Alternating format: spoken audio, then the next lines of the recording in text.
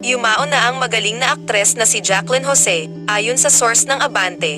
Natagpuan ang aktres na wala ng buhay sa Loyola Grand Villas sa Quezon City nitong Linggo ng gabi, 3 ng Marso.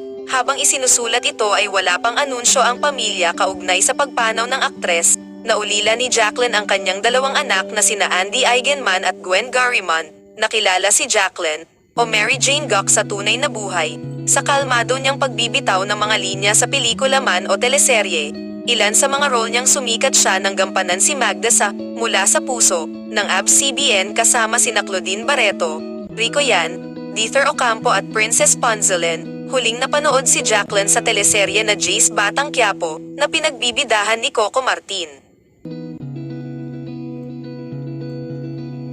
Matatandaan na ang veteranong aktres na si Jacqueline Jose ay nanalo ng panibagong balahibo sa kanyang isang Best Actress win sa 2016 Cannes Film Festival, Linggo 22 ng Mayo para sa kanyang trabaho sa Ma, Rosa, sa direksyon ni Brillante Mendoza. Sa mga larawan, ang emosyonal na panalo ni Jacqueline Jose sa Cannes 2016, sa kanyang panalo sa Cannes, sumali si Jacqueline sa mga katulad ng mga internasyonal na artista tulad ni Meryl Streep, 1989, A Cry in the Dark, Helen Mirren, 1984 na Kal, 1995, The Madness of King George, Juliette Binoche, 2010, Certified Copy, at higit pa bilang mga nanalo sa kategorya.